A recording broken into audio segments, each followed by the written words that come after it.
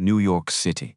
42 floors above the street, a man stands at a wall of glass and looks down at a city he believes belongs to him. The lights below stretch to every horizon. Millions of people, millions of lives. He has never thought about a single one of them. Not until tonight.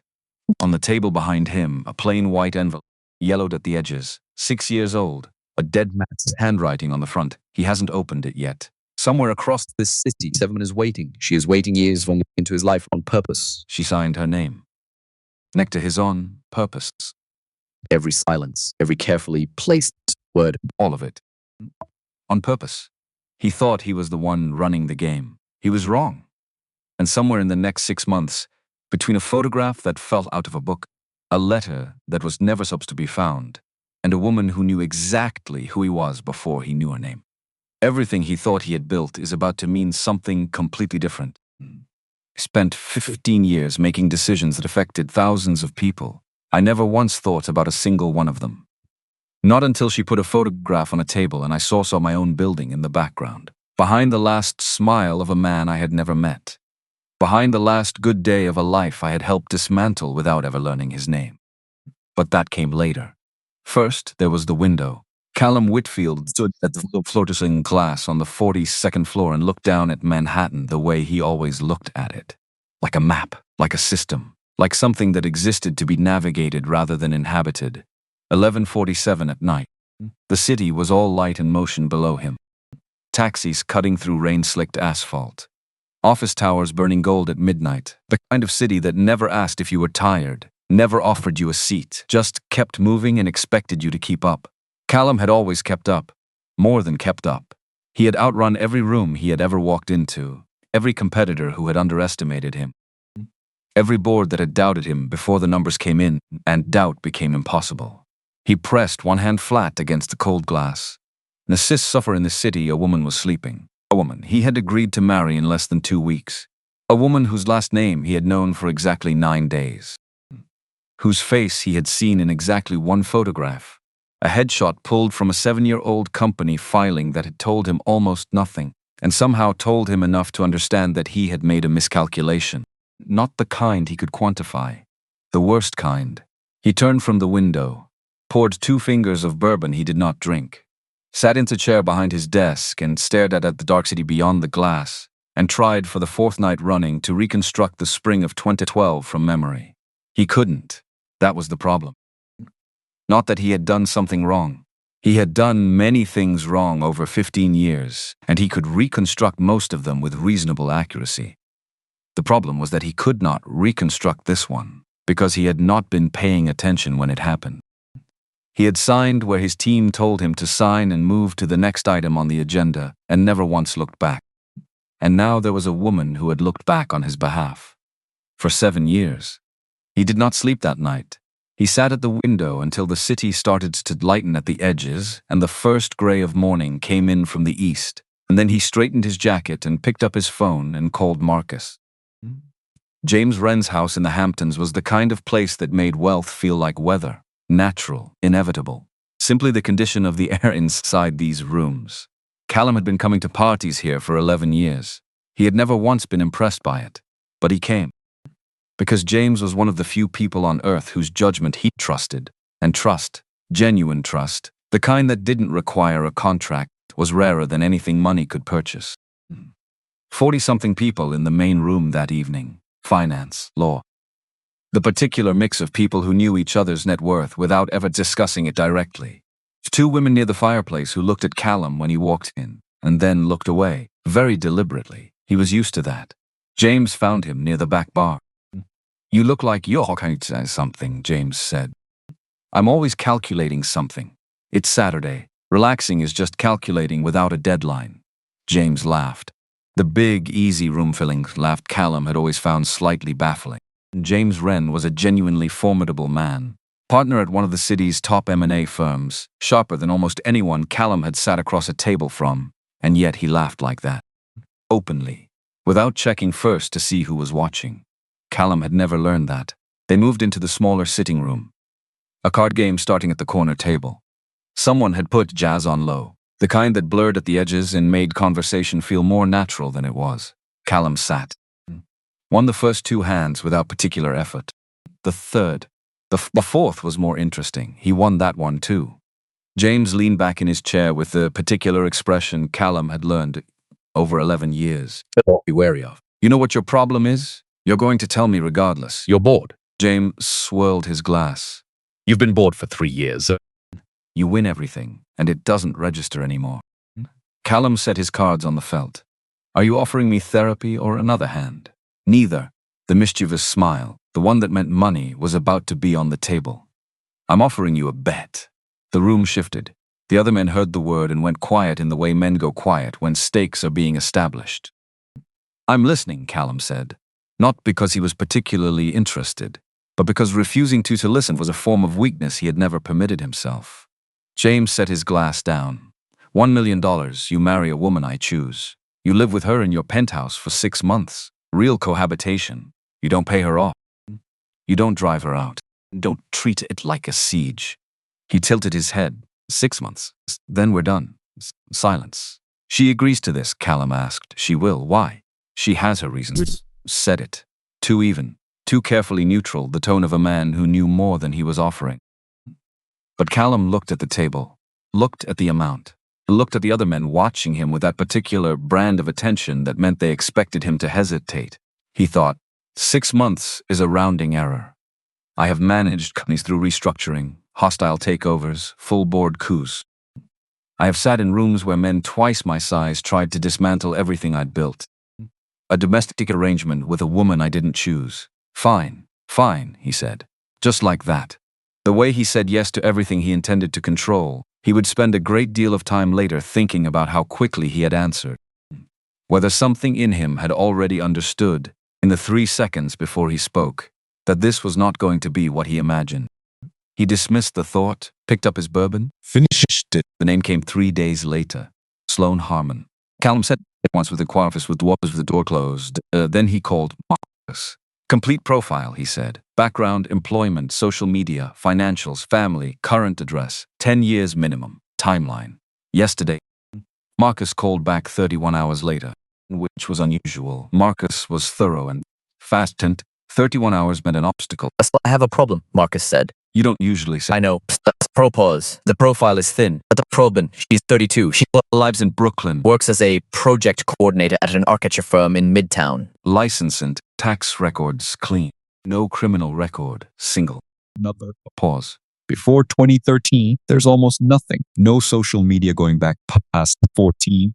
No professional profiles older than 6 years. She stepped back from public record around that time and was careful about it. Callum turned his chair to face the window. What happened in 2013? That's the second thing. Marcus's voice went measured. The tone he used when the information was worse than expected. I found a company. Harmon Crafting and Design. Small architectural firm, Manhattan.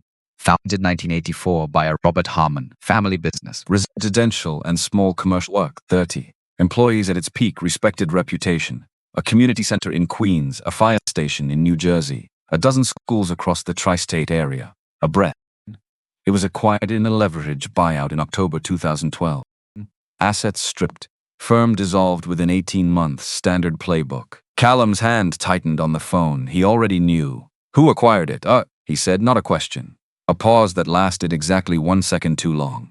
Whitfield Capital, Marcus said. The signature on the closing documents is yours. Callum set the phone on his desk. Did not hang up. Just set it down. He sat very still for a moment. The city outside his window going about its business. Indifferent, efficient. Moving forward the way it always moved regardless of what was being understood in the offices above it. He picked them back up. I need the full file on Robert Harmon, he said. Not the company. The man. Medical records, you can get them legally. Personal financials. Family. Everything after the acquisition. How far? All the way. He hung up, stared at the desk. Tried to remember. October 2012. 4 simultaneous acquisitions that quarter. The Harmon file would have been one of dozens. His team had brought him the analysis, the numbers, the recommendation. He had reviewed the summary, signed where they indicated. He had not asked about the founder. He had not asked about anyone. He called James. The woman you chose, Callum said without preamble. She's Robert Harmon's daughter. Silence. James. You knew when you suggested this. Yes. No deflection, just a word. I've known Sloane for 12 years. We were at Columbia together. When she found out about your bet, through a mutual contact, she came to me. She asked me to introduce you to her in this context specifically. I agreed because... He stopped.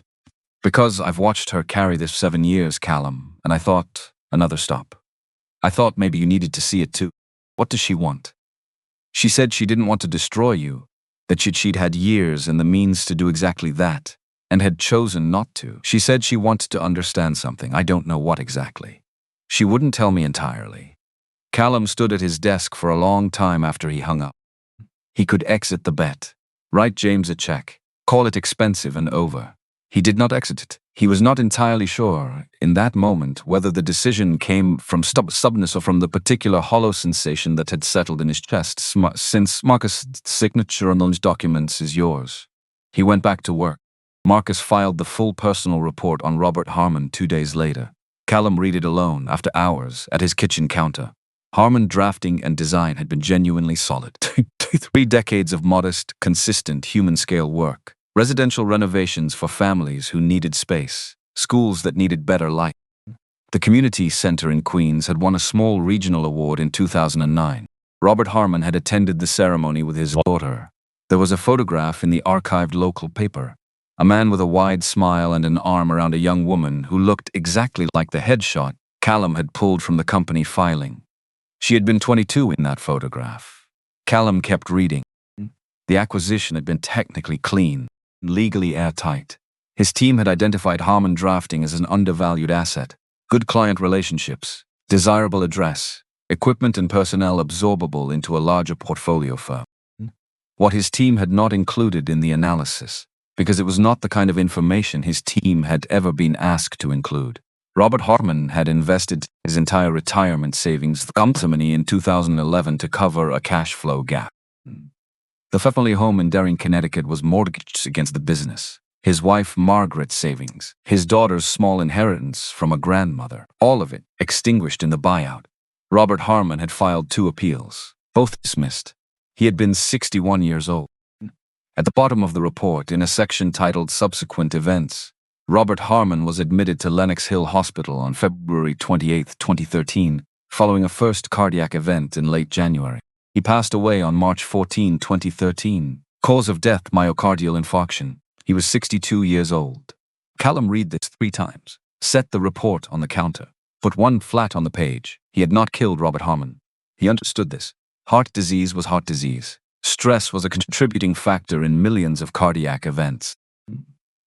But he had taken everything from a 61-year-old man who had spent 30 years building something careful and human, and specifically designed to be useful to people who needed it. And then he had moved to the next agenda item, and he had never once looked back. He stood at his kitchen counter for a long time. Then he straightened, closed the report, put it in the drawer, and prepared for dinner on Thursday.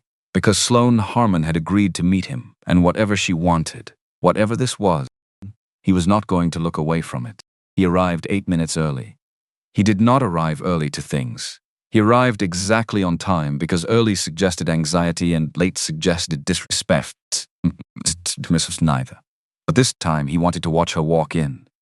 Wanted to see how she moved through an unfamiliar room before she knew he was watching. He ordered sparkling water. Sat his back to the wall, following the door. She walked in at 1 minute late. He noted it. But the way she moved, he had not anticipated that. Not hurried, not deliberately slow, unhurried in a way that was simply how she was. She looked at the maitre d' and offered a quick, genuine smile. Not performed, just present. And followed him through the room without glancing at the other tables or registering the particular frequencies of expensive that hummed from every corner. She didn't care about the room. Not trained indifference, not practiced cool. She genuinely, simply did not care. She saw Callum and walked directly toward him. He stood for... The photograph had shown him composure. In person there was composure, and underneath it, something very watchful. Something still. The way water is still right before it reflects perfectly. You must be Callum Whitfield. Not a question, and you're Sloane Harmon. Handshake firm and brief. She sat, glanced at the menu for seconds, set it aside, ordered distilled water. Not sparkling. I assume we're skipping the part where we pretend this is a normal dinner, she said. If you'd prefer, I would. She looked at him directly. Level. No performance of directness, just directness itself. I know about the bet. I know the terms. James told you I came to him, which means you've already had Marcus or someone like him look into my background. She folded her hands on the table. I'm not here because I was outmaneuvered. I'm here because I chose to be. I know, he said. James told me that too. James told you I came to him. That's not the same as understanding why. He waited. She tilted her head, examining him the way you examine a document when you're searching for the clause that changes everything. 3 conditions, she said. I keep my job. I keep my own schedule. You don't interfere in my life outside this arrangement. James outlined those. I'm outlining them to you directly. Still calm. Absolutely calm. Not because I think you'll forget them. Because I want you to hear them from me. So when you test them, and you will, you can't claim you misunderstood. Something moved in Callum's chest. Not offense. Recognition. She was not afraid of him, and she was not performing the absence of fear. She actually, genuinely, was not afraid of it. He had sat across tables of senators and men who controlled more capital than most sovereign nations. He knew what the performance of confidence looked like. This was not performance. This was someone who had decided, long before tonight, how she was going to be in this room. Fine, he said. 6 months, she said. After that, we each walk away exactly as we arrived. He nodded. Oh, for more moment. Not searching, so confirming something she had already concluded. Then she picked up her menu again. What's good here? She asked, as if they had just settled something very minor. They had settled something enormous. Dinner was careful and surface level and oddly, unexpectedly, not unpleasant. She knew architecture and urban planning in the specific way of someone who had grown up around it. He knew enough about urban development to follow without effort. They did not discuss her father. They did not discuss the bet beyond the terms already established. He watched her eat without being obvious about it. She was comfortable with silence between sentences. She didn't fill it. He noticed this, filed it away. When she left, first, naturally, he sat for a moment at the table and thought about what had just happened. He had expected to feel in control of the evening. He had managed the setting, arrived early, studied her in advance. He did not feel in control of the evening. He felt as if he had just attended a negotiation where the other party had known the outcome before she walked through the door. He got home at 10:15. His phone buzzed. A text from an unknown number. She said yes on purpose. You should ask why before you sign anything. He stared at it. Then he forwarded it directly to Marcus with a single line. Trace this. Marcus called back the next morning. A burner. Purchased with cash at a convenience store in Carroll Gardens, Brooklyn. No further trail. Carroll Gardens, Brooklyn. 8 blocks from Sloan Harmon's apartment. Could be anyone. A friend trying to warn him. Someone trying to unsettle him. He did not dismiss it. He filed it next to everything else he was not yet ready to understand. The wedding was on a Thursday in the 2nd week of October. They signed papers in a conference room at a law firm on Park Avenue. 2 witnesses, James, who came and said nothing, and a paralegal named Lynn who had done this approximately 600 times and looked like it. The ceremony ran 11 minutes. Sloan wore a dark green dress, simple, good fabric, small gold earrings, nothing else. She signed his clear, even script. Callum watched her hand move across the page. Shook, nodded at Lynn. That was the marriage. The penthouse was on the 38th floor, 5,000 square feet. Views on 3 sides. A kitchen designed by someone who understood that function and beauty were not opponents. A library with actual books, filled over 20 years by a man who had grown up without them and had spent his first decade of money correcting that specific deprivation. He gave her the tour.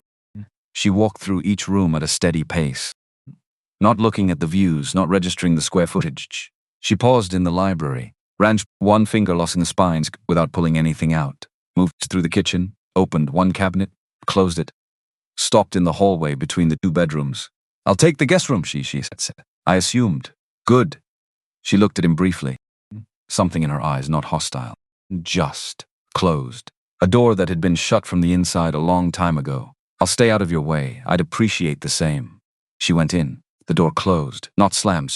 Just shut. Callum stood in the hallway for a moment. The apartment was large and quiet around him and suddenly felt different than it had that morning.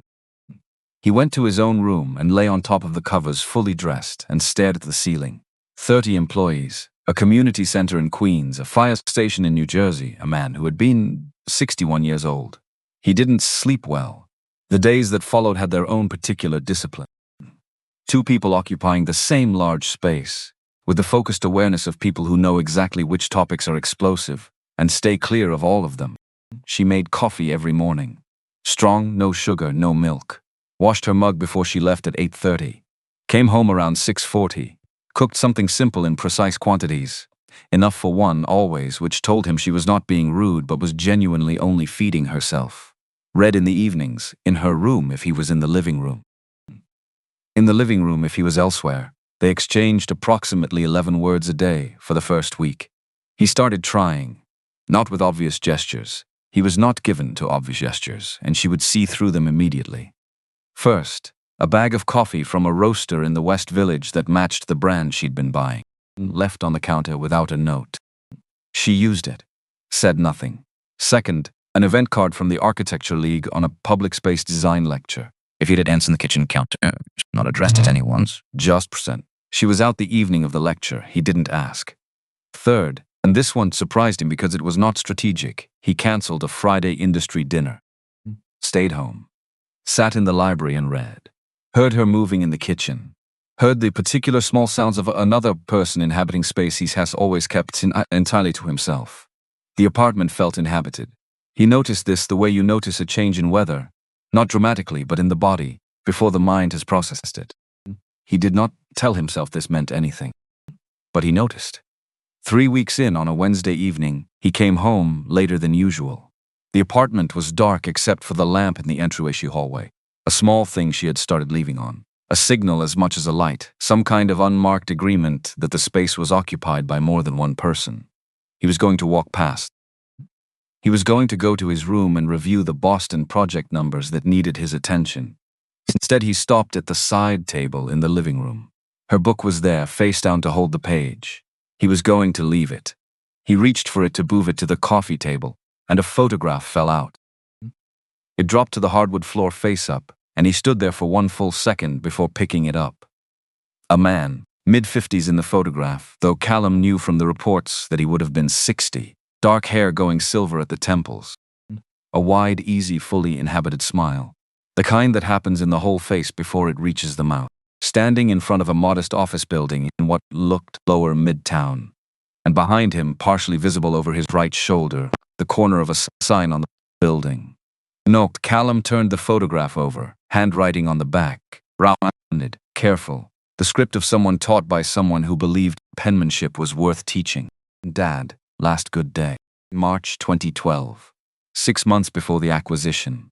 The last good day. He sat down on the sofa. He didn't mean to sit. His legs made the decision before the thought did. He held the photograph and looked at Robert Harmon's face, a smile. The ease of a man standing in front of something he had built across 30 years and fully expected to keep building. A man who had no idea that 6 months from this moment, come behind him would be the instrument of his destruction. Not a file number, not an acquisition target. A father, standing in front of Callum's building, smiling. On the last good day, he set the photograph on the cushion beside him. He sat in the dark living room and tried again to reconstruct October 2012, the specific meeting, the specific report, who had presented the Harmon analysis and what they had said, and whether anyone in that room had mentioned a 61-year-old man who had put his retirement into the walls of that building. No one had mentioned it. Because no one had been asked to find it. Because he had built a company so efficient at identifying opportunity that the people inside the opportunities had been optimized out of the analysis entirely. He looked at the photograph one more time. Then he stood, moved carefully to the sofa, and slid the photograph back inside the book exactly where it had fallen from. Set the book back on the side table in the same position, the face-down angle, the same page. As if it had never moved, he went to his room. And for the first time since he was 23 years old and new to the city and still learning to not feel things, Callum Whitfield sat on the edge of his bed in the dark and did not know where to put what he was carrying. The lamp in the entryway hallway stayed on all night. In the morning she was already up. Coffee made, coat on, phone in hand. She looked up and came in. She said. She went back to her phone, picked up her bag, moved toward the door, slow. She stopped, turned, He looked at her, dark blonde hair, gray-green eyes, the closed door behind them. He thought about asking directly, about the photograph, about her father, about 2012. He was not ready, not because he feared the answer, because for the first time in his professional life, he needed to do something before a difficult conversation rather than simply walking into it. He needed to face himself first. "Have a good day," he said. She held his gaze for exactly 1 second. Something moved across her face, fast gone before she could name it. Then she nodded. "You too," she said, and left. And Callum stood alone in his kitchen with coffee he wasn't tasting, looking at the space she had occupied 30 seconds ago, thinking about a man who had stood in front of a building and smiled, thinking about the word last, thinking about all the things he had built, and all the people he had built them on top of. November came in overnight, not gradually, not the way autumn usually eases toward winter in the city, that slow, amber, almost bearable transition where the air just gets a little sharper each morning. This was different. Callum went to sleep one night in October and woke up, and the sky that's outside the window was a different color, lower, grayer, the kind of sky that had made a decision. He stood in the kitchen at 6:50 in the morning and looked at it. Something had shifted in the apartment too. Not dramatically, not in any way he could have pointed to and named. But the quality of the silence between him and Sloane had changed in the 3 weeks since he'd found the photograph. Before, the silence had been strategic. Two people holding position. carefully managed distance. Now it carried weight, the specific weight of things that existed between two people and had not yet been spoken. He had not mentioned the photograph. She had not mentioned it either, which told him everything.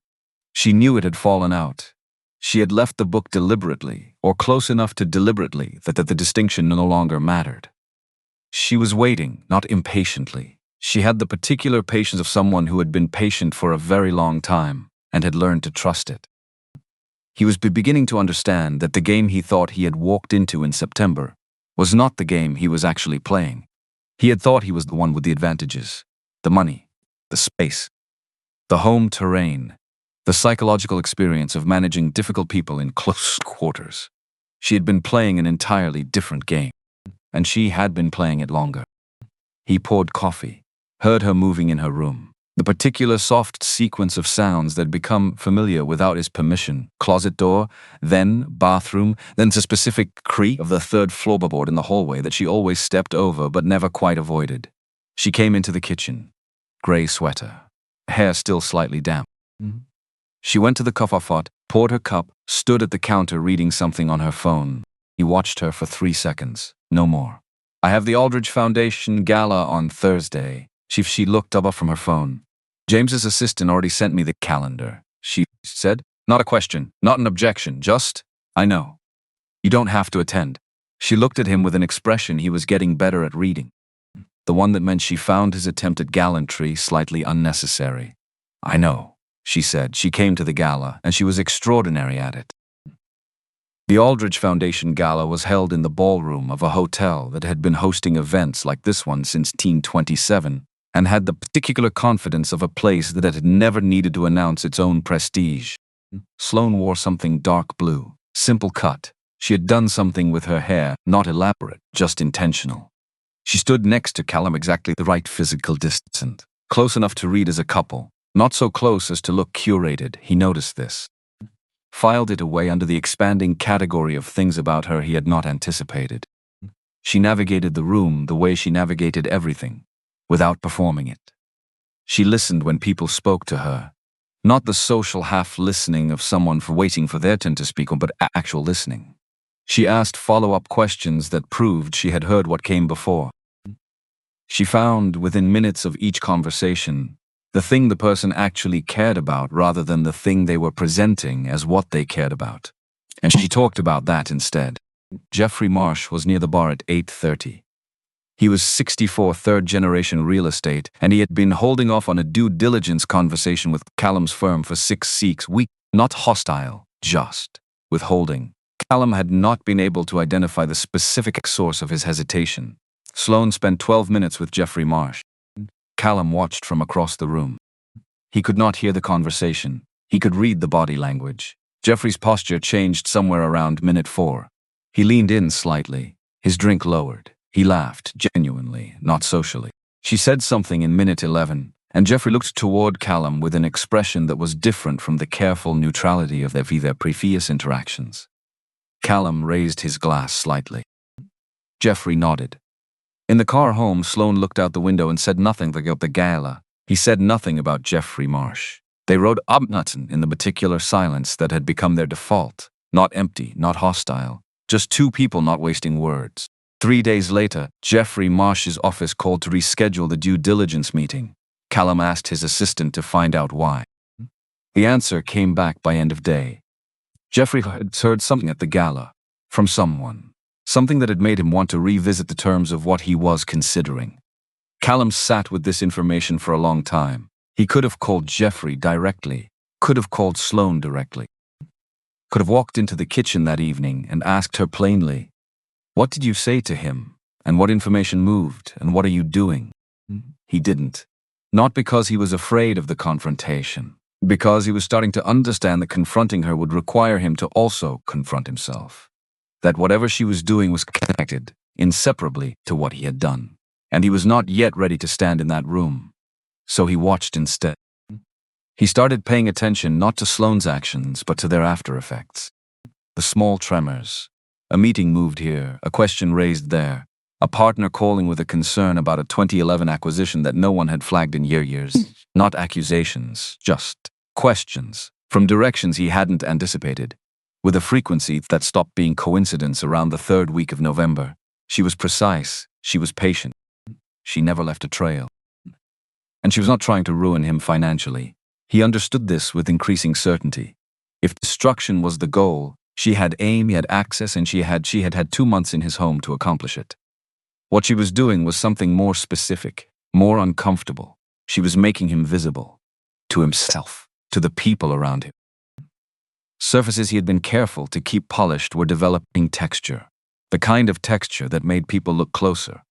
She was holding up a mirror. And she had chosen to do it from inside his house, with his trust, in ways he could not counter without exposing the very things she wanted him to see. It was, he thought one evening in the library, genuinely impressive. The thought arrived before he could stop it. He let it stay. Dr. Evelyn Crane's office occupied the 3rd floor of a brownstone on West 83rd Street. Small building. A waiting room with chairs that were actually comfortable. The first sign of a good therapist, Sloane had once decided, because comfort and safety were related, and a therapist who understood that would put it in the furniture. The room smelled of old books and something herbal. A diffuser on the windowsill that Evelyn never acknowledged and Sloane had stopped asking about years ago. She had been coming here for 4 years, before the plan, before the approach to James. Before the wedding and the penthouse and the man she had spent 7 years constructing an idea of who turned out to be more difficult to categorize than the idea. Evelyn was 63, silver hair, cut short, glasses she was perpetually misplacing, always found on top of her head. She had the specific gift of asking questions that sounded simple until approximately 40 seconds after she asked them. At which point they detonated quietly inside you and left you sorting through the debris for the rest of the week. Sloane sat in the familiar chair. She had not been here in 3 weeks, the longest gap in 4 years. "How is it?" Evelyn said. "Strange. How?" Sloane looked at the rags and the window, the city muffled in grey out, she said. "He found the photograph," she said. "The one of my father. It fell out of my book. I left the book on the side table." She paused. "I don't know if I left it on purpose. Do you think you did?" "I think I left the book. What happened after that? Let be whatever it was." She looked back from the window. "He hasn't mentioned it. But 3 days after it fell out, he came into the kitchen in the morning and looked at me differently." Differently how? Not with guilt. She considered guilt, I've seen. People look at you and they feel their own discomfort, and what you're watching is actually them managing themselves. He was looking at me the way you look at something you're trying to understand. Not to control, to understand. She stopped. "I didn't expect that." Evelyn let that sit for a moment. "You've been watching him for 7 years from a distance," she said, "building an understanding of who he is. What did you expect when you were close enough to watch him in real time?" "Confirmation," Sloane said. Then after a pause, "I got confirmation for the first 3 weeks. He was exactly what I expected. The control. The small tests. The gifts on the count, like moves on the board. She pressed her lips together, and then the photograph fell out. And something changed, and I don't know what to do with the version of him that came after that. What changed specifically? He stopped trying to manage me. She said it slowly, finding it as she spoke. He used to walk into a room and you could feel him calibrating, adjusting his approach, like a negotiation. After the photograph, he came into the kitchen the morning after and just stood there. Made his coffee, didn't say anything except, "Have a good day." No strategy, no calculation. She paused. It was the first honest moment we'd had. Evelyn set down her coffee. "Sloan, the plan is working. He's unsettled. He's looking at things he spent years not looking at." Her voice was careful, steady. "So tell me why you came in today looking like the thing that's bothering you isn't him." A silence, long enough to mean something. "Because I'm seeing things I didn't plan to see," Sloan said quietly. "I came here with a very clear picture of who he was, what he represented, what I needed from this 6 months." She looked at her hands. "The picture keeps getting more complicated. And I don't know if that's him becoming more complicated or me letting myself look more carefully. Is there a difference?" Sloan didn't answer right away. Outside, the rain came down steadily against the brownstone windows, the city going about its business in the wet gray afternoon. "I'm tired," she said finally. Not to Evelyn, it's exactly to the fact of it. "I've been carrying this for 7 years, the anger, the plan, the very specific idea of what justice looks like." She stopped. "And I'm sitting in his apartment, and I'm reading his books. I know what kind of coffee he drinks, and I've watched him, quintessential dinner he didn't have to cancel and stay home since his library and read, and none of that fits the picture. What are you going to do with that?" "I don't know yet." Evelyn nodded. The particular nod that meant, "That's honest, and honest is where we start." "The question I want you to sit with this week," she said, "isn't about him. It's about you. You came into this with a plan. That plan had an ending. If the ending changes, if what you need from this changes, who do you want to be on the other side of it?" Sloan picked up her coat, stood. At the door, she stopped. "He left the lamp on," she said, "in the hallway. I leave it on when I come in late, so the apartment isn't completely dark. He started leaving it on when he comes home after me." She paused with her hand on the door frame. "He's never said anything about it." "Neither have I." Evelyn watched her. "That's not nothing," she said. "No," Sloan said, "it's not nothing." She left. She did not stop in the elevator to answer the question Evelyn had asked, but she thought about it the whole way home. And that night she left her bedroom door open by 4 inches. She told herself it was the heat. The radiator in her room had been running warm. She didn't believe that for a second, but she left the door open anyway. Marcus filed the full report on December 2nd. Callum read it in his office with the door locked. He had asked for everything, the complete picture of Sloan from 2012 to present. Not just the company, not just her father, everything. He read methodically, the way he read everything, linearly, forcing himself to process each line before moving to the next, the Robert Harmon's appeals, Margaret's savings, the Connecticut house, all of this he already carried. Then Sloan in 2012, 25 years old, working at her father's firm, 2 years after finishing her architecture degree at Columbia. A project she had led independently, a small library addition in the Bronx, had just completed. Former colleagues described her Marcus's notes as meticulous, quietly driven, the kind of person who stayed late because she cared about the work, and engaged. His name was Daniel Marsh, 28, software engineer at a firm in Chelsea. They had been together 3 years, engaged for 7 months at the time of the acquisition. Callum read the next paragraph. Stopped, read it again. Daniel Marsh, North, November 18, 2012.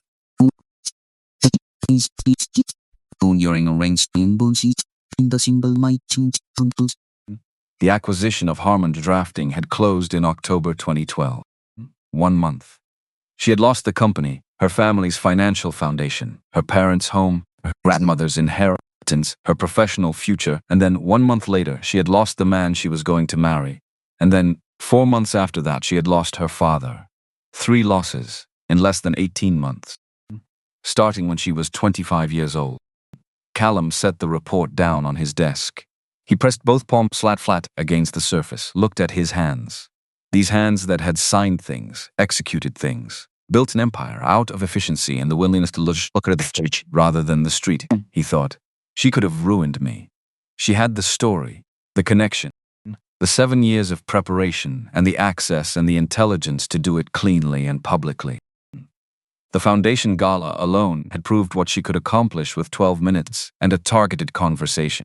She had chosen not to, not because she lacked the capacity, because she had also chosen something else, something he still couldn't fully name, something he was going to have to ask her directly, which meant he was going to have to be ready for the answer. He was not ready today, but he was closer than yesterday. He closed the report, left the office at 6, came home to find her in the kitchen, not cooking, standing at the counter with a mug reading her phone. Gray sweater slightly too large.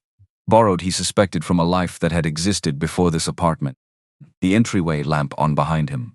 The kitchen light warm above her. She had not heard him come in. He stood in the entryway for 3 seconds, then walked into the kitchen and she looked up. "Late," she said. "Yes." He went to the cabinet, got a glass, filled it from the tap, stood on the other side of the counter, the width of a kitchen island between them. She went back to her phone. Sloan. The phone lowered. He didn't have anything mapped, no prepared approach, 15 years of prepared approaches, and he had not prepared a single word for this. "I know about Daniel," he said. The phone came down fully, not slowly, like something cut. She looked at him. Her face did not change in the way he had expected. No collapse, no hardening. Something in it went completely still. The weight of a surface goes still right before it shows you exactly what's underneath. Market us, she said. "Yes, how long today?"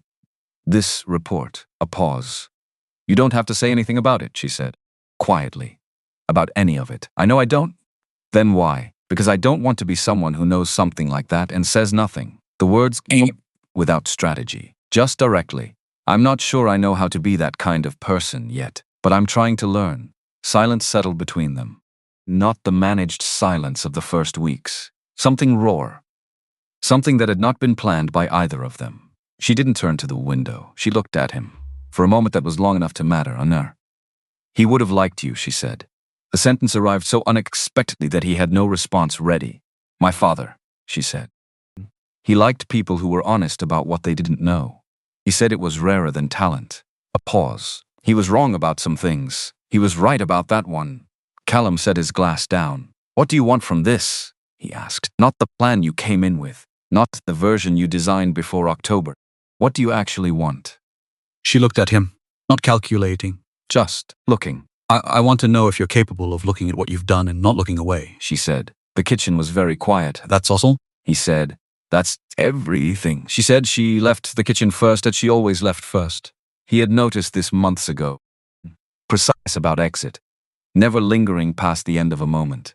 She completed conversations on her own terms and moved. He stood alone in the kitchen after she left. The tea she had been making was still steeping. She had forgotten it. He turned off the burner, left the cup on the counter exactly where she had left it. He did not sleep well that night either. But it was different from before. Before, the sleeplessness had been about guilt in the abstract.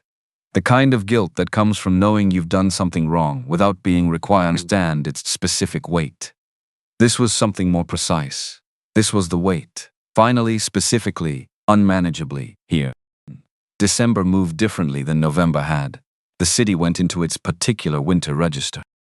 Christmas lights appearing in windows. The smell of roasting chestnuts near the park entrance. People moving faster with their collars up, their faces angled against the wind. Callum moved differently inside it. Not in ways anyone at the office would notice. His calls still returned within the hour. His meetings once drawn 5 minutes short. His decisions were still fast and documented and defensible. But at night in the library, after 10 o'clock, he had started something new. He had pulled the old acquisition files. Not the financial analyses. Not the quarterly performance reports, the founding documents, the original incorporation paperwork. The business plans written by people before they understood that business plans rarely survive contact with the market. And beneath those, the names. Who had built what? When? Why? How long? A restaurant group in Queens, launched by a woman named Patricia Gould, who had saved for 12 years before signing her first lease. Such a logistics company built over a decade by two brothers from Pittsburgh who had started with one truck. A regional publishing house with 40 years of backlist, and a founder who had acquired nearly every book himself over 35 years. he had taken them apart. All of them with efficiency and without ceremony and without asking who was inside them. He read their founders' names. He made a list. The list was long. And December was 3 weeks old when the first snow came. Real snow. Not the gray city slush that usually showed up in November like an apology. Real snow, falling steadily from a sky that had gone white by 4 in the afternoon and kept going. And by evening the park below was covered, and the sounds of the street were muffled and the city had gone quiet. In the specific way it only goes quiet when everything is padded white, and the noise has nowhere to land. Callum had been in the library. He saw her through the glass doors of the balcony, standing at the railing in her coat, not moving, just standing with her face slightly upward, watching the snow come down. He went to the kitchen, made 2 cups of coffee, carried them both to the balcony. He stepped outside. Cold hit him immediately, the particular cold of an evening snowfall, soft but complete. He walked to the railing, set 1 cup on the stone beside her without speaking. She looked at the cup, looked at him, looked back at the snow. He stood beside her. "My father loved the first snow," she said. She wasn't talking to him exactly.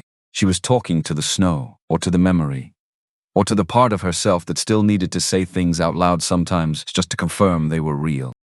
He stayed quiet. "Every year," she said, "no matter where I was, college, work, a friend's place, he would call me when the first snow started. Every year. Did you see it? Like it was possible to miss it, like I might not have noticed." She held the coffee with both hands. He did it every year until he couldn't. The snow fell. The city below was going white and soft and patient. Callum said nothing, because nothing was the right answer. He was learning this, where the most respectful thing was to stay present, without filling the space. She was quiet for a while. Then, "I didn't come here to ruin you." "I know," he said. "I had a plan. I had it for years." Her voice was even, watching from a distance, building documentation, waiting for the right context. "I told myself I was working towards justice." What changed? She was quiet for a moment, long enough that he thought she might not answer. "I sat across from you at dinner in September," and you were exactly what I expected. Controlled, calibrating, treating the conversation like a transaction. She paused. "And then I got home and I sat in my kitchen in Brooklyn, and I thought, I've been so focused on the plan that I don't actually know what I want to feel when it's finished." The snow kept coming. "Want to know," she said finally, "whether you're capable of becoming someone my father would have believed people could become." He believed that. Even about people who had hurt him, he was. Her voice caught. Just slightly. He was an optimist, and I never learned how to be, and I needed to know if he was right to be. Callum looked at her profile against the white sky. "The old acquisition files," he said. "I've been going through them. Not the financials, the founding documents, the names of the people who built them." He stopped, let the sentence settle. "I can't undo what happened, but I needed to stop pretending I didn't know what was in those files." She turned to look at him. For a long moment, something in her expression shifted, not dramatically, not toward warmth exactly, but toward something more open than the door she usually kept closed. The door was still there, but it was no longer quite as shut as it had been. "That matters," she said, just that. 2 words. But they landed differently than anything she had said to him before.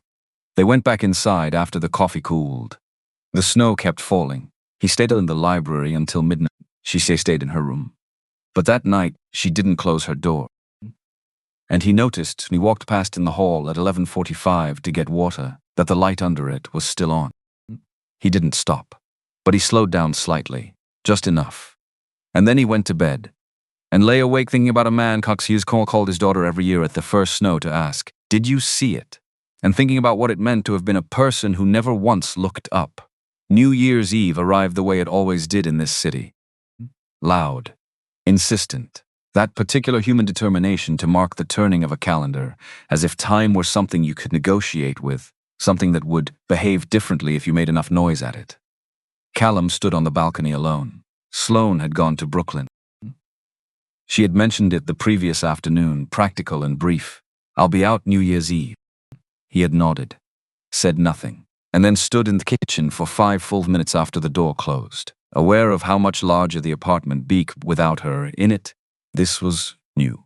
It was not new, but he had stopped pretending it wasn't happening. Below him, the park had gone white and dark and festive. Fireworks starting somewhere to the south. the sound arriving a half-second after the light. The street below filling with the particular brand of the joy that belonged to people who had somewhere to be. He was not thinking about the fireworks. He was thinking about a letter. 3 days ago, Marcus had called with something from the archive search, a piece of information that had surfaced late and sat in Callum's chest since then like stone he kept reaching for and couldn't put down.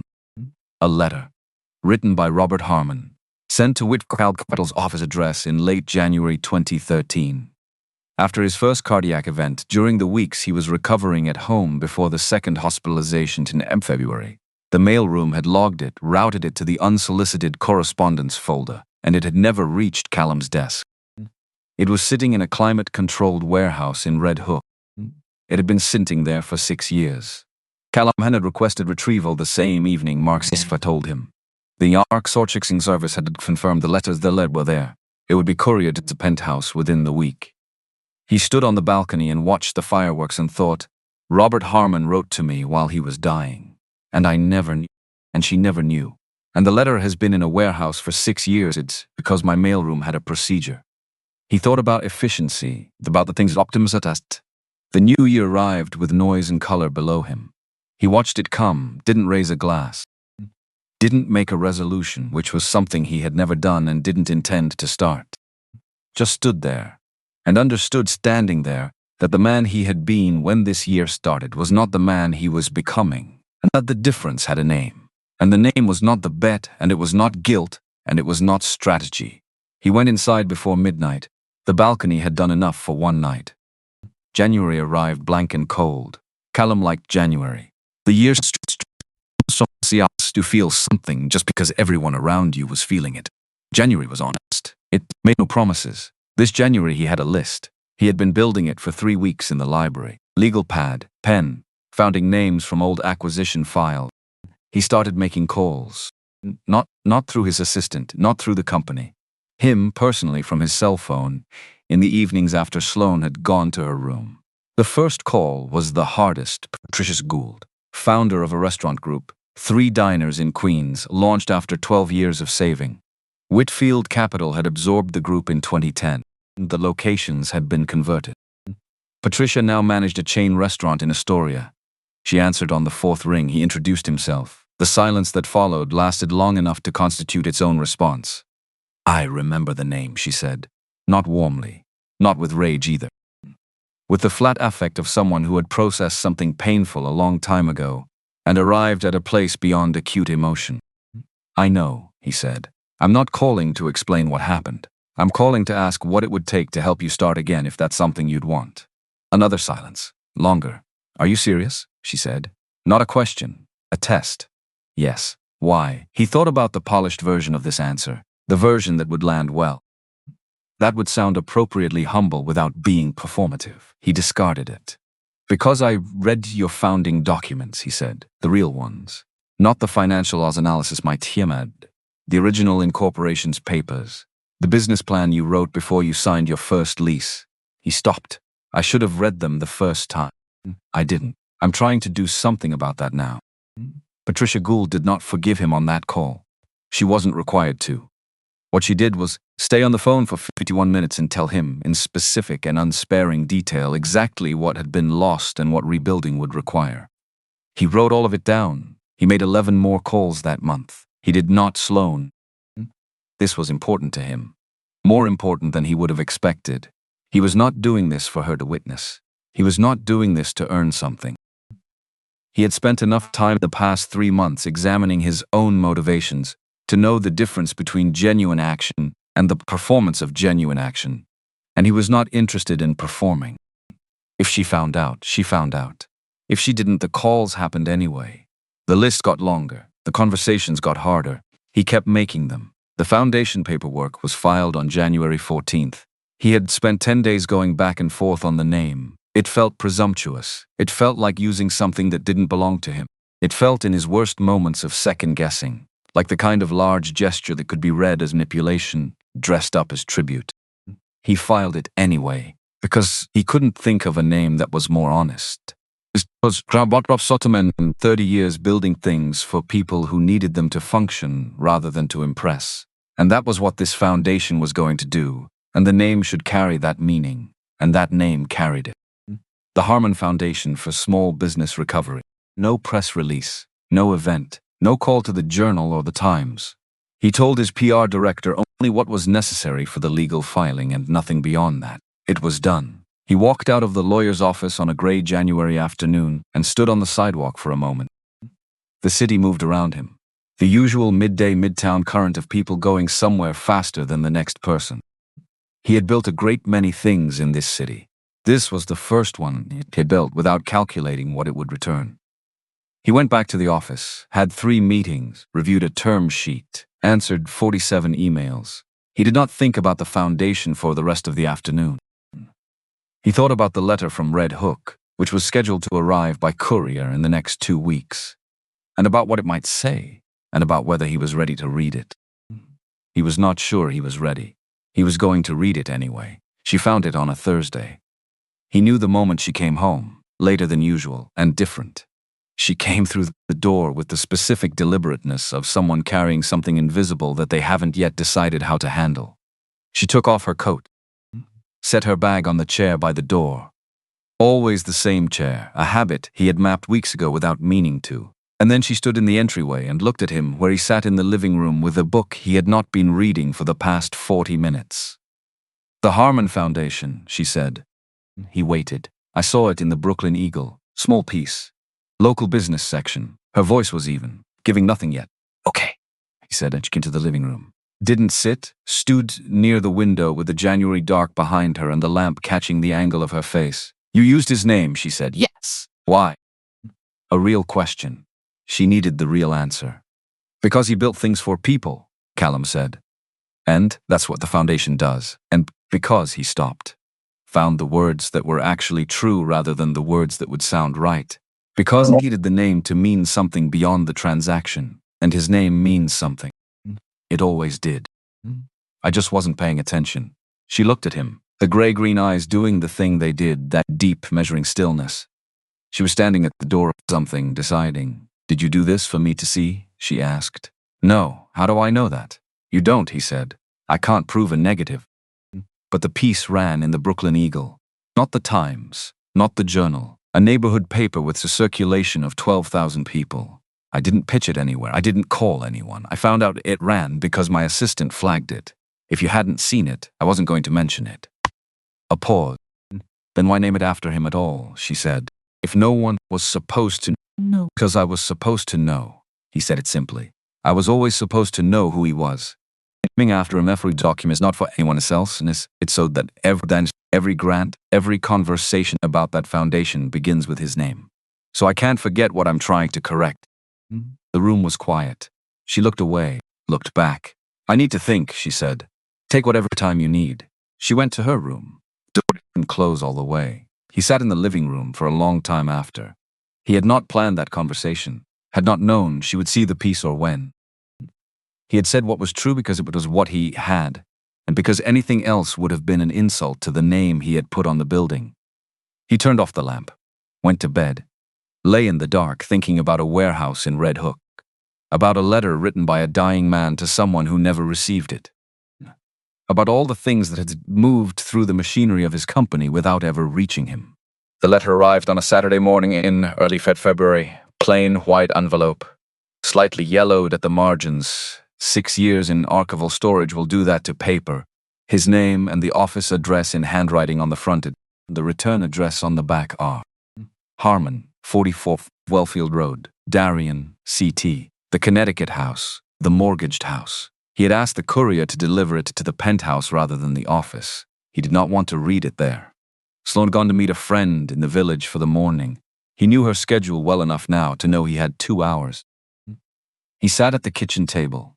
Not the library. The library was his space, the room he retreated to, the room that was still mostly about him.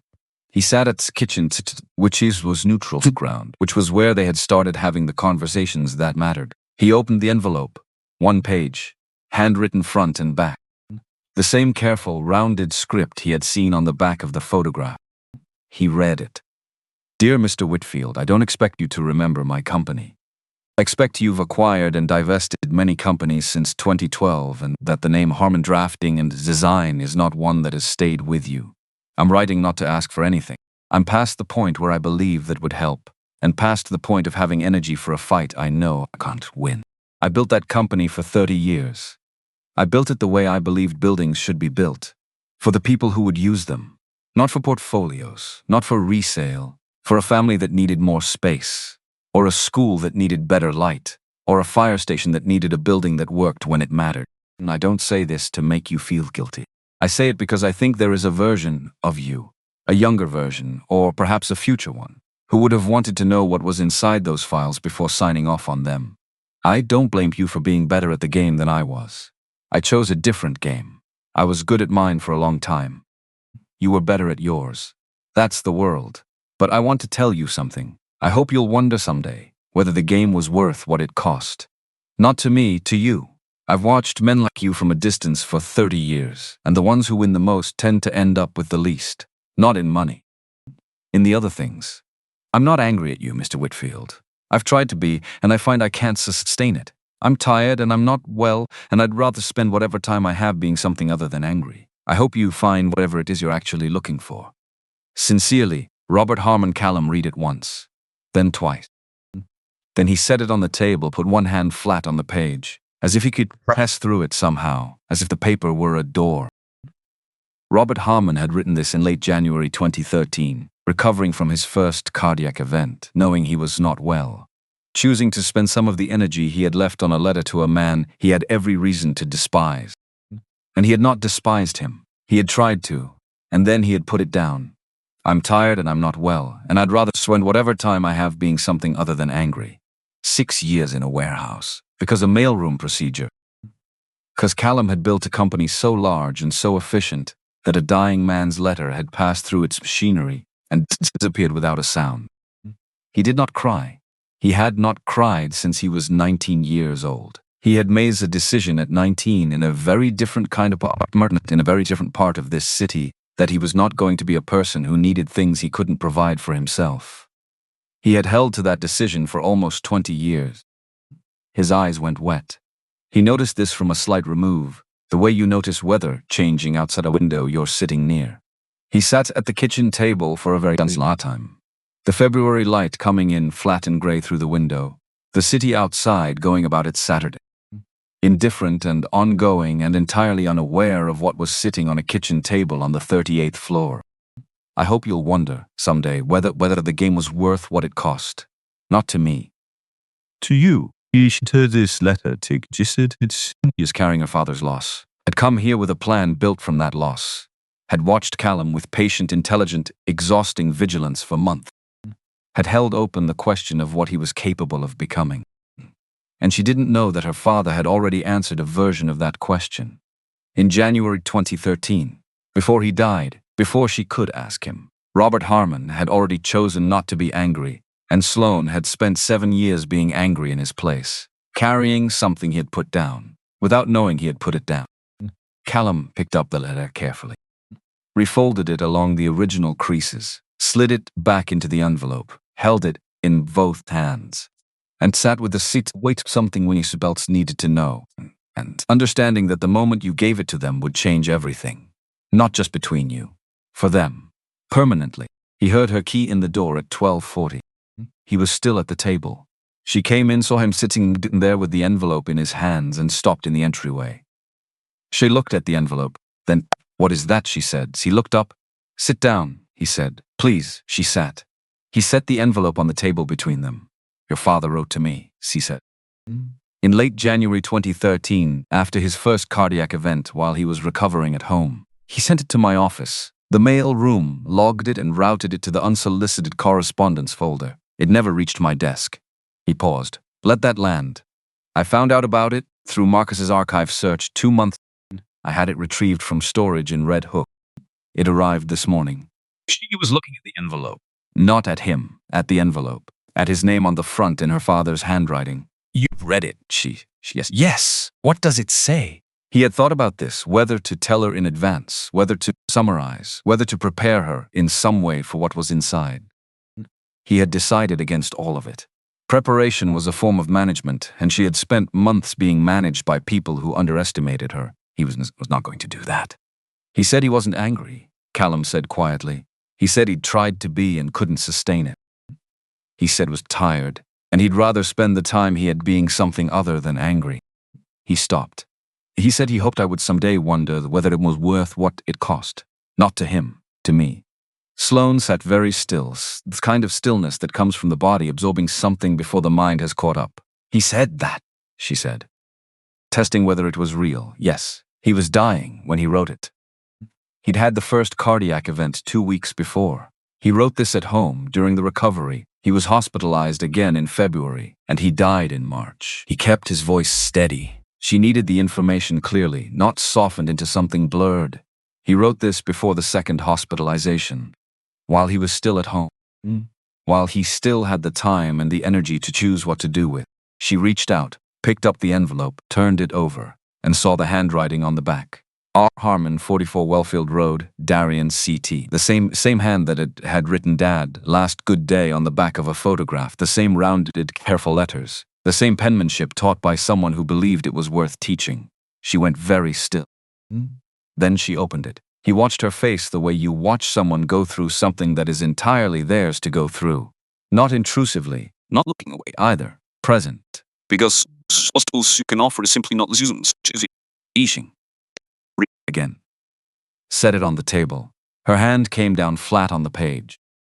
The same gesture he had made 2 hours ago at this same table. Neither of them would ever know that. Her eyes were wet. Not streaming, just wet. The way eyes get when something real has arrived and the body acknowledges it before the mind has words for it. He already put it down, she said. Yes, he was dying. He was sitting in that house in Connecticut knowing he was sick and he already. She stopped. He already chose. Yes, I didn't know. Her voice was very quiet. Not broken, just honest. I spent 7 years thinking if I stopped being angry it meant I was letting it go. That I was saying it was acceptable. That I didn't. She stopped again. That you didn't love him enough, Callum said. She looked at him. Yes, she said. He knew you loved him, Callum said. A man who doesn't know his daughter loves him doesn't write a letter about choosing peace. He writes a letter about the damage. Your father wrote a letter about who he wanted to be in his last weeks. People who know they are loved. They get to make that choice. She looked at him for a long moment, and then she cried. Not with collapse, not with drama. Just honestly. The way grief comes when you have held it at arm's length for 7 years, and something finally gentle enough and true enough passes through the defense you built around it. Quietly, completely, without apology. He did not move toward her. He did not reach out or offer comfort or try to manage the moment into something more bearable. He stayed exactly where he was. Across the table. Present, not fixing, just there. Because she did not need rescue. She needed someone who would stay in the room while she felt what she felt. After a while, the kitchen went quiet in a different way, softer. Something released into the air between them that had been till for a very long time. She looked at the letter on the bauble. I want to keep it, she said. It was written to you, he said. It always was. I was just the address it got sent to. She folded it carefully along its original creases, put it back in the envelope, held it with both hands. I have a question, she said. He waited. What do you want, Callum? Not from the bet, not from the 6 months. What do you actually want? He looked at his hands on the table, then at her. I want to be the person your father believed people could become, he said. I don't know if I am. I don't know if I'm close, but I want to keep trying to be. He paused. And I want you to still be here while I'm figuring it out. Not because I've earned it. Because he stopped, looked at her directly. Because you're the first person who ever required me to look at myself honestly. And I don't want to lose that. I don't want to lose you. She held his gaze, not calculating, not closing, just looking at him with the gray-green eyes that had been the most honest thing in his apartment since October. I'm not ready to tell you I've forgiven everything, she said. I know. I'm ready to tell you I'm choosing forward. And choosing to let you be part of what forward looks like. She stopped. That's what I have right now. That's everything, he said. She picked up the envelope, stood. At the kitchen, she stopped and turned back. My mother wants to meet you, she said. She doesn't know that yet. But she asked about you last week, and the way she asked means she wants to meet you. He nodded. Whenever she's ready, he said, I'll let you know. She left the kitchen. He sat at the table for a long time after, the February light going grey toward afternoon out the window, the letter gone, the envelope in her hands where it belonged. He thought about a man recovering in a house in Connecticut, choosing to write something kind instead of something true to the anger, choosing to spend the energy on peace instead of accusation. He thought, I want to be that. Not the loss, not the circumstances, the choice. He wanted to be capable of the choice. They drove Osnetic on a Saturday in the middle of February. Callum drove. Sloane in the passenger seat. 90 minutes up I-95 North. The same highway Daniel Marsh had been driving on a rainy night in November 2012. It's a fact that neither of them mentioned, and both of them knew. She didn't put music on. He didn't put music on. They drove in silence that had stopped being uncomfortable, so gradually, that he couldn't have named exactly when the change had happened. Only that somewhere in the past 4 months, the silence between them had become something he trusted, something that didn't require management. In about 40 minutes out, she said, he taught me to drive on this road. Not to him exactly, to the window. I was 6, she said. He made make the Darien exit it 4 times until I got the merge right. He kept saying, you don't race the highway, you read it. A pause. I didn't tell him until years later what a good metaphor that was. He laughed when I did. He had a good laugh. What did it sound like? Callum asked. She thought about it genuinely. Like he meant it. Every time. Like the laugh was new even when the joke wasn't. She looked out at the winter highway. He was very present. In whatever moment he was in, he didn't carry things forward the way I do. And of silence. I'm sorry, Callum said. She looked at him, not a quick glance, look, takes command specifically, he said. Not in general. I'm sorry you lost him. I'm sorry the months before he died were what they were because of what I did. I'm sorry I didn't know his name when I should have. He kept his eyes on the road. I can't do anything about any of that, but I wanted to say it to you directly, not as a transaction, not as something I needed to get credit for saying. She was quiet then. I know, she said, just that. But something in how she said it, something received rather than deflected. The house on Wellfield Road was a colonial. White paint, green shutters, a front garden bare in February but clearly tended. The specific bareness that promises something in spring. He recognized the address from the envelope. He recognized the house from a photograph in Marcus's report.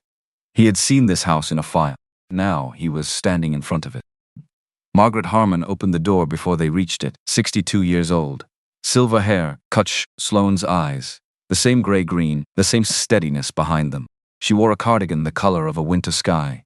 And she stood in the doorway and looked at some way a woman looks when she has had 7 years to decide how she would feel about this specific moment arriving. She looked at him a long time. He did not look away. Not because he was performing steadiness. Because he was not going to look away from this. He had promised himself that on the drive up, and he had meant it. You're taller than I pictured, she said finally. He had prepared things to say. Several versions of an opening.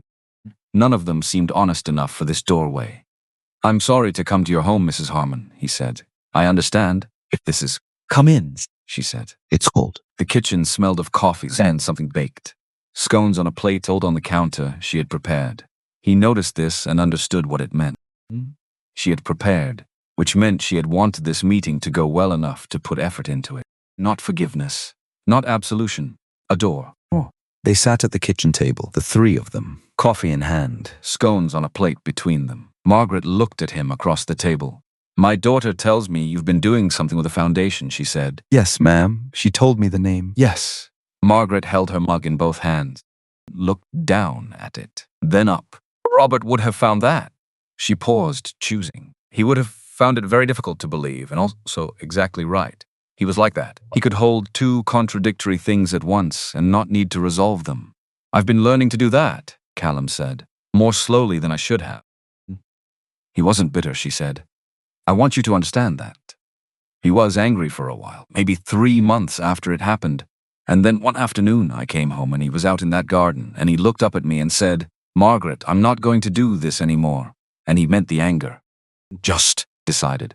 She shook her head slightly. He could do it. Make a decision about who he wanted to be, then be that person. I could never do it as cleanly as he could. He wrote to me, Callum said. In late January 2013, Margaret looked at him. Sloane told me, she said, last week. Her voice was careful. I didn't know he'd done it. He didn't tell me at the time. She was quiet for a moment. He wrote letters when he needed to think. He always said writing made him find out what he actually believed, as opposed to what he thought he believed. What he wrote, Callum stopped, found the right approach. It changed something. For me, and I think for Sloane, and I'm sorry it took 6 years to reach anyone. Margaret looked at him steadily. Did it help? She asked. It made me understand the distance between who I was and who I need to be, he said. And it made me understand that the work of closing that distance is mine to do, not anyone else's. She held his gaze, the gray-green eyes, measuring, deciding. Robert used to say the most important question to ask about a person isn't where they've been, she said. It's where they're pointed. She set down her mug. So where are you pointed, Mr. Whitfield? He thought about the polished version of this answer. Discarded it. Somewhere better than where I've been, he said. I can't promise you more than that. But I can promise you that's genuinely where I'm trying to go. Every day. Margaret was quiet for long enough that Sloane, sitting beside him, shifted almost imperceptibly. Then Margaret stood, picked up the plate of scones, held it out towards him. Have another one, she said. You drove all the way from the city. He took one. And Margaret Harmon sat back down and began to talk about the garden. What she planted in March when the ground softened. The climbers Robert had put in the year they moved to the house. The apple tree at the back of the yard that had produced exactly one season of usable fruit in 22 years, and that Robert had refused every suggestion to remove. Every tree deserves more than one season's chance, he had said. You can't judge a living thing on one bad year. Callum listened. He was good at listening now. He had not always been. He had spent most of his adult life listening for information rather than listening to understand, which were different activities that produced entirely different results. He was still learning the second one. But he was learning it. They drove back to Manhattan in the early evening. The sky went orange and then deep blue over the highway. The winter light passed toward dark the way it did in February. She was quiet for most of the drive, not withdrawn quiet, full quiet. The kind that meant she was processing something large and doing it in the way she processed everything, thoroughly, without rushing, in her own time. About 40 minutes out, she said, She liked you. He glanced over. She was generous. Margaret Harmon does not do generous for people she doesn't mean it for. She spent 2 years being professionally polite to a contractor who overcharged Robert on the kitchen renovation and never once offered him a seat when he came to the door. She looked out the window at the passing dark. She offered you a second scone. He was quiet a moment. How are you? He asked. She thought about it, actually thought about it, turned it over, didn't answer reflexively. Like I've been holding a door shut for a very long time, she said. And someone finally told me it was okay to open it. And the room on the other side isn't frightening. It's just air and light. She paused. I didn't expect that. He kept his eyes on the road. What are you thinking? She asked. He had never been asked that genuinely before. Not by someone who actually needed the answer. That I spent 15 years building things by knowing exactly how they would end before they began, he said slowly. Every deal mapped, every outcome modeled, every risk quantified. He paused. You are the first thing in my life. I have no idea how it ends, and I have never wanted anything more than I want to find out. She was quiet. Then she turned slightly toward him. Not fully, just the adjustment of someone orienting themselves towards something they have decided to move toward. She stayed turned that way for the rest of the drive, which was new, which meant something, which was, he decided, exactly enough April, the end of the 6 months. Happy could be filed, the legal arrangement concluded, bet settled and done. James Wren came to the office on the first Monday of April. Sat across from Callum in the chair he had sat in dozens of times over a decade, and looked at him with the expression of a man who wants to ask something and already knows the answer but wants to hear it said. 6 months, James said. Yes, you look different. I'm told I am different. By her, by myself first. Callum looked at the window, the city he had looked at from this height for 15 years, which no longer looked like a map and no longer felt like something to be navigated. Just a city. Full of people who had names and founding stories and bad years and apple trees they refused to cut down. She confirmed it. James nodded slowly. Who won? He asked. Callum turned back from the window. I lost, he said, thoroughly. And it was the best thing that has happened to me. James smiled, the big, genuine, room-filling smile. Good, he said. He did not ask anything else. Some things didn't need more than that. That evening, Callum came home and she was already there, reading in the living room. The particular lamp on in the entryway, which had been on every night since October, his first or hers. Neither of them had established who started it, and neither of them had any intention of asking. He sat on the other end of the sofa. She kept reading for a moment. The 6 months is up, she said. Yeah, we could file the paperwork, we could. She set book on the cushion beside her. What do you want? She said. He looked at her. I want to stay, he said. Not because of the bet. Not because of anything that looks like I'm trying to earn something. Because you made me look at myself honestly for the first time in my adult life. And because he stopped, said what was true, because I love you. In a way I don't have a previous experience of, and I don't want to stop. She held his gaze. The gray-green eyes. The door that had been closed for so long, it was open. I'm not going to tell you I've forgiven every piece of it, she said. That's going to take time, and I won't pretend otherwise. She paused. But I'm choosing this. I'm choosing forward. I'm choosing to let you be part of what my life looks like from here. She held his look steadily. And I love you too, in a way I wasn't planning on, and don't entirely know what to do with yet. But it's there. The city pressed gently against the windows. The lamp in the entryway was on. Neither of them moved to leave. 6 weeks later. March had become April, and the city had shifted back from gray to something warmer, something with color coming back into it. Buds on the park trees, people shedding their coats and squinting at the suddenly generous sun. Callum stood at the kitchen window with coffee. Early morning. The kind of early that is quiet in a different way than night. Not the quiet of the city at rest, but the quiet of it preparing. Everything just before the rush. Sloane came in behind him, her footsteps familiar in the specific way of something you have learned without trying. The particular rhythm of her, the way she moved through space, the small sounds of her mourning, all of it encoded in him now without his permission, and without any desire to She asked past him for the coffee pot. Her hand brushed his on the counter. Neither of them moved away. She poured her cup, stood beside him at the window. He thought about a man who called his daughter every year at the first snow to ask, "Did you see it?" Who taught her to drive on I-95 and told her you don't read the highway, you read it. Who chose, in his last weeks, to write a letter about peace rather than damage, and sent it into the machinery of the world and trusted that it would arrive eventually, even if he wouldn't live to see it. And he thought, it arrived, Robert. It took 6 years in a warehouse in Red Hook and a bet I almost didn't take, but it arrived, he thought. I'm trying to be someone worthy of the fact that you wrote it. Sloane looked at him sideways. You're thinking loudly again, she said. Sorry, I didn't say stop. He looked at her. Warning light on her face. The gray-green eyes that had measured him and found him wanting and stayed anyway, that had asked the hard questions without cruelty, that had held open the possibility of a different answer when everything would have justified closing it for forever.